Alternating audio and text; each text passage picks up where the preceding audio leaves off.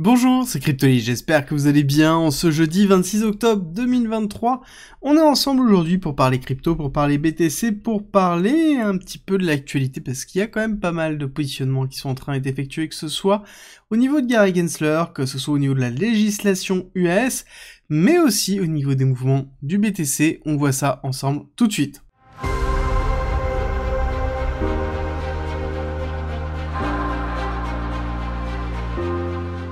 Pour rappel, vous avez toujours la possibilité d'avoir accès gratuitement au parcours pédagogique, qui est une formation de 60 heures, d'une valeur de 400 € qui vous permet d'apprendre la blockchain, la crypto, l'investissement, l'analyse technique, le trading, tout pour devenir rentable, à travers 130 vidéos, 400 pages de guide, des quiz pour savoir où vous en êtes dans votre progression, et le tout gratuitement. Pour avoir accès à cette formation à vie, il suffit d'utiliser la plateforme d'un de nos partenaires. Tout est expliqué en commentaire et en description. On va commencer les nouvelles par Polygon qui nous a annoncé que le Pol Contract, donc c'est-à-dire le contrat qui gère le Pol, donc qui est le remplaçant du Matic, a été lancé sur Ethereum en mainnet directement. Alors c'est juste une annonce dans laquelle on voit que ça a été effectué, mais ils expliquent tout simplement qu'il n'y a rien à faire pour l'instant. On attend patiemment la suite des éléments, mais en tout cas, ça avance grandement dans Polygon 2.0. Si vous ne savez pas ce que c'est, je vous invite à regarder les dernières vidéos que j'ai effectuées sur Matic Polygon, où je vous explique justement pourquoi c'est intéressant, pourquoi c'est important. Je vous mets la vidéo en lien en haut à droite si ça vous intéresse. Et nous, on continue avec les nouvelles de la SEC, notamment Gary Gensler, qui a fait un speech mercredi, et comme d'habitude on se retrouve dans les mêmes termes. La crypto est plein de fraude, scam, dépôt de bilan et blanchiment d'argent, donc c'est quelque chose qui est plutôt cohérent par rapport à ce qu'il a l'habitude de dire. Donc on est toujours dans cette démarche là où Gary Gensler est anti-crypto, clairement. Alors pas anti-BTC, pas anti-Ethereum, quoique, mais en tout cas c'est sûr anti-crypto, c'est sûr et certain. Alors il a refusé d'attester le fait qu'il allait attaquer d'autres cryptos, en tout cas d'autres sociétés crypto. Il ne l'a pas dit, mais ça n'empêche qu'on sait très bien que c'est dans sa tête et que ça risque d'arriver. Et d'autant plus qu'on a vraiment une campagne qui est actuellement anti-crypto, notamment sur la partie de la traçabilité du financement des activités illégales. Alors là-dessus, on a une proposition de loi qui risque d'arriver aux USA, malgré le fait qu'on arrive à prouver que ce n'est pas le cas et qu'il y a vraiment très peu de financement, et en tout cas, c'est tracé et c'est bien moindre que le fiat, que le dollar classique. Donc on est dans une campagne, tout simplement, anti-crypto, mais ça on le savait déjà depuis un certain temps. On cherche juste des exemples, des idées, des moyens pour pouvoir faire levier, pour pouvoir créer une restriction de l'anonymat, une restriction de l'utilisation des cryptos, peu importe les moyens. On continuera avec Gary Gensler qui n'a pas fait de commentaire sur les ETF Bitcoin, en tout cas sur la corrélation entre le traitement des ETF Bitcoin et le fait qu'il ait perdu le combat contre Grayscale, donc combat juridique bien évidemment, dans lequel Grayscale a pu redéposer une nouvelle demande pour convertir GBTC en ETF, et il a tout simplement dit que l'ensemble des demandes étaient actuellement en cours de traitement par ses équipes et que c'était en cours de traitement. Point. Et on s'arrête là. Donc ça veut dire en effet qu'on a une hype générale depuis un certain temps, depuis une semaine pour être précis, voire même 10 jours, qui est en train de monter au niveau de la validation des ETF BTC, notamment ceux BlackRock, qui sont en train de faire une forme de communication détournée autour, parce qu'on a le ticker qui est apparu, qui a disparu, qui a réapparu, on a les prises de parole du CEO de BlackRock, enfin voilà, on a un ensemble de vecteurs qui nous disent qu'en effet on a une grosse campagne de com qui est en train d'être préparée, qui n'est pas officielle, et il n'y a pas besoin que ce soit officiel pour faire pumper le BTC, surtout quand on attend que ça déjà depuis un certain temps. Alors, au niveau de la macro, aujourd'hui, nous avons le PIB T3 au niveau des US qui va tomber, 4,3 en prévisionnel. Je pense qu'on risque d'être un poil plus haut à suivre, et ce qui va être important, ça va être ensuite la consolidation vendredi du PCE Core, mais au niveau des nouvelles, c'est plutôt cohérent, et ce que l'on attend surtout, c'est ces chiffres-là. Donc on est dans des résultats qui sont, encore une fois, verts quand on regarde Meta, quand on regarde IBM, quand on regarde, ah oui, Boeing après une petite claque, mais en même temps c'est normal avec le coût d'exploitation qui a éclaté, mais somme toute, on est majoritairement dans du vert, et ça continue à pousser. Je pense que ça continuera encore, et on va attendre la fin des earnings pour déterminer quel va être le pourcentage de survalorisation qu'il y a, mais je pense qu'on est quand même dans quelque chose qui est très important à la hausse. Alors pourquoi, à ce moment-là, on a le SP500 qui est en train de s'enfoncer? Alors déjà, plusieurs choses, c'est que si on a une augmentation de l'économie américaine et on voit que c'est solide, ça sous-entend qu'on peut tenir les taux plus longtemps, ça veut dire qu'on peut même, voire même, augmenter encore une fois les taux. Donc il n'y a pas de blocage, en fait, par rapport à ça au niveau de la Fed, donc good news is bad news, classique, ça je vous en parle depuis longtemps, quasiment tous les jours de la semaine, et là, techniquement, de toute façon, on est dans une prolongation de tendance pour aller chercher ici la target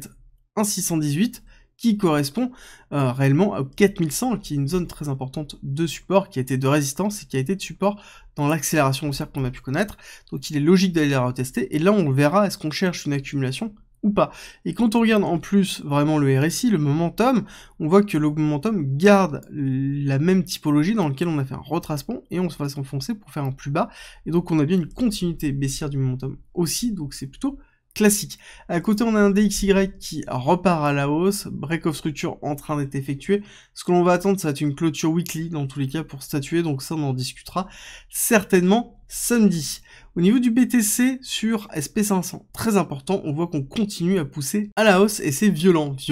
à un point où on risque d'aller vraiment chercher les 10.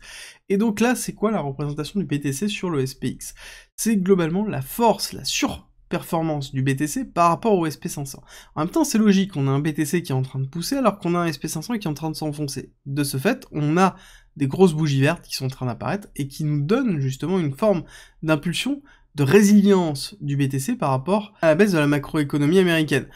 Pour moi, on n'est pas dans une décorrélation totale, bien que c'est vrai que depuis un an, on est bien dans une forme de décorrélation, parce que quand le SP500 poussait, on avait un BTC qui était en train de retracer, et réciproquement, là, on est à l'inverse, et ça montre que, aussi, les éléments endogènes de la crypto ont un poids beaucoup plus important sur le cycle de BTC que plutôt la macroéconomie, ce qui est positif au vu de ce qui pourrait attendre la macroéconomie dans les mois semestre qui arrive, et donc à ce moment-là il va falloir le reconsidérer, surtout que c'est porté majoritairement par BTC, donc Bitcoin en lui-même, dans lequel on a une valorisation à 54% de la totalité du marché. On vise, je rappelle dans un premier temps, les 58, pour ensuite aller chercher les 60, et les 65, ce serait vraiment un niveau important pour la mise en place d'un turnover au niveau des liquidités. Et justement, on va regarder un petit peu la courbe des liquidités, donc qui est l'ensemble des stablecoins, enfin les principaux stablecoins, divisé par Ethereum plus BTC, donc qui représente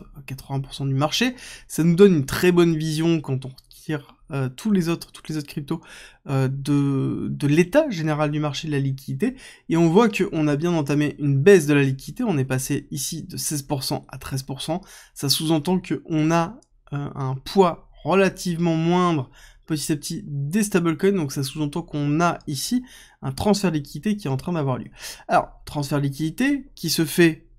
des stablecoins vers le BTC, ok. Vers BTC et Ethereum, ok. Par contre, ce qui est important à voir, c'est qu'on n'est pas dans un afflux de liquidité. Parce que même quand c'était le cas, et quand on regarde un petit peu avec le BTC à l'époque, on voit qu'on avait ces accélérations très fortes dans lesquelles on avait en effet une diminution, mais très vite, en fait, sur cette phase de diminution, on avait une phase d'injection de liquidité très forte dans le marché, dans lequel on avait après une survalorisation du cours, et on avait en fait les deux qui accéléraient. Là, ce n'est pas le cas. On voit que ce n'est pas le cas, on voit qu'on n'a pas eu d'impulsion dans un premier temps, et généralement, quand vous regardez bien, on a ici cette phase de descente dans laquelle on a une injection de liquidité très forte qui a lieu, et c'est un petit peu ce que l'on attendrait, d'accord, pour se dire qu'on est vraiment dans un bull run. Donc moi, la liquidité me dit qu'on est dans une phase préparatoire, et ce qui est plutôt classique quand on a l'habitude de gérer les cycles, où on sait que nous sommes actuellement dans une phase de préparation du cycle, et que, voilà, on prend un petit peu le temps, comme d'habitude, parce que nous sommes allés combler ici le gap CME, on est dans une zone de rechargement de sel, d'ailleurs, il y a pas mal de ventes qui ont lieu actuellement, mais qui sont absorbées, vraiment absorbées, par le spot, on ira le voir tout à l'heure. Alors, ce qui est intéressant aussi de voir, c'est que psychologiquement, ici, nous nous retrouvons dans une zone des 35 000, qui correspond au gap CME ici, qui était mai 2022, pour rappel, Terra Luna. Et j'ai beaucoup aimé cette image-là, où on avait 35 000 en 2022, où on considérait que c'était horrible, et là, nous sommes à 35 000 en 2023, on considère qu'on est les rois de la Terre. En un an, on a basculé totalement en termes d'émotion, Donc comme toujours, faites très attention au positionnement et à l'impact des émotions sur votre trading, sur vos investissements. Prenez toujours le maximum de recul, surtout que je vous rappelle que nous sommes en train actuellement d'avoir une accélération haussière qui est portée par une rumeur et non une validation, et on ne sait pas comment la validation va jouer sur le marché, et c'est pour ça qu'il faut toujours faire très attention. Alors on va continuer un petit peu, on est toujours dans cette grosse accélération, on voit qu'on a une petite consolidation très forte. Quand on continue à zoomer, on voit que on est vraiment dans une forme de compression, d'accord, compression dans lequel je pense on va sortir assez rapidement, que ce soit à la hausse ou à la baisse, hein, limite peu importe. On sait qu'on a de l'imbalance qui se trouve ici. Personnellement, j'attendrai un retest de cette zone-là pour me dire que on est bien dans une forme de retracement pour repartir. À la hausse, si on tient ce support, si on le casse et qu'on réintègre en dessous, et que ça devient une résistance qu'on n'arrive pas à casser, bon, à ce moment-là, on aura une indice pour shorter, pour aller chercher les 25, d'accord? Est-ce que j'interagis ici? Absolument pas. Là, je n'ai pas d'intérêt à travailler cette zone-là, en tout cas sur du moyen terme, parce que le risque-reward est absolument pas intéressant, parce que justement, on est en train de comprimer les liquidités. On le voit bien ici, sur cette carte de la heatmap, on a bien les liquidités qui sont en train d'être créées en haut et en bas. Alors en bas, on voit qu'on a quand même un gros bloc qui est au niveau de 34 jusqu'à potentiellement 33,3, qui est plutôt classique, hein, dans lequel on a eu ce début de tassement au niveau de l'accélération haussière. Et donc ces liquidités-là me disent que, dans tous les cas, j'ai aucun intérêt à essayer de me positionner d'un côté ou de l'autre, parce qu'il y a de grandes possibilités d'avoir ce qu'on appelle des doubles swipes, c'est-à-dire aller chercher la liquidité en haut pour aller chercher la liquidité en bas pour après faire un mouvement haussier, ou inversement, si c'est l'autre mouvement qui est décidé. Donc pour moi, là, je n'ai rien à faire, surtout, je rajoute encore autre chose, au niveau de l'order flow, je n'ai pas de décision qui est en cours, je n'ai pas de leviers qui sont en cours, j'ai une décision au niveau du funding rate majoritairement en longue qui est en train de se positionner, et après j'ai le CVD sur les stablecoins futurs où on voit que on est légèrement dans une pente baissière, alors que ici on est plutôt dans une tendance qui est sous une forme de compression, voire légèrement aussi, on voit qu'on a une petite incohérence entre les deux. C'est un signe d'alarme pour moi, alors, qui n'est pas forcément tout seul à prendre comme étant un véritable indicateur, mais qui me titille sur le fait que j'ai toujours pas d'open interest qui est en train d'être monté, donc c'est à dire que j'ai bien une compression des deux qui ont lieu, parce que quand j'ai un open interest qui reste relativement flat, ça veut dire que somme toute j'ai pas de parti qui est pris, et donc j'ai un statu quo qui est en train d'être effectué. Ce que j'aime bien voir actuellement, c'est que on a quand même l'accélération qui est en perpétuel, d'accord, ça on l'avait déjà vu, et on voit que on a ici une diminution du perpétuel, donc on a une forme de sell-off qui a lieu,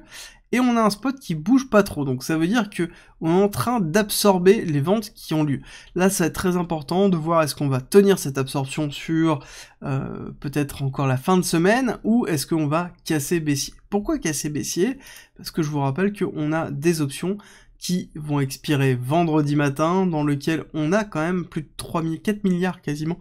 d'options, donc c'est énorme, avec un max win price à 28 500, d'accord? Donc là, on a un max win price qui est très bas, et donc forcément, il y a de possibilités, si jamais les backers ne sont pas hedgés, d'avoir derrière une cassure baissière qui va être forcée. Est-ce qu'on va être capable de l'absorber, ou est-ce qu'on va se remanger une mèche potentiellement, pour aller liquider toute cette partie-là, pour aller faire un retest ici des 31 000, voire même un peu plus bas, pour limiter en fait la casse, pour ensuite repartir à la hausse, ou tout simplement faire une réintégration. Ça, on n'a encore pas d'indication. Personnellement, quand je suis dans un mouvement comme ça, je ne vais pas interagir dessus. Le fait de ne pas trader, c'est aussi trader, parce que tout simplement, quand on est dans une phase d'incertitude du marché, dans lequel on est en attente d'une nouvelle, et on est en train d'acheter la rumeur, personnellement, je ne jouerai pas cette partie-là, surtout que les 35 000 sont un niveau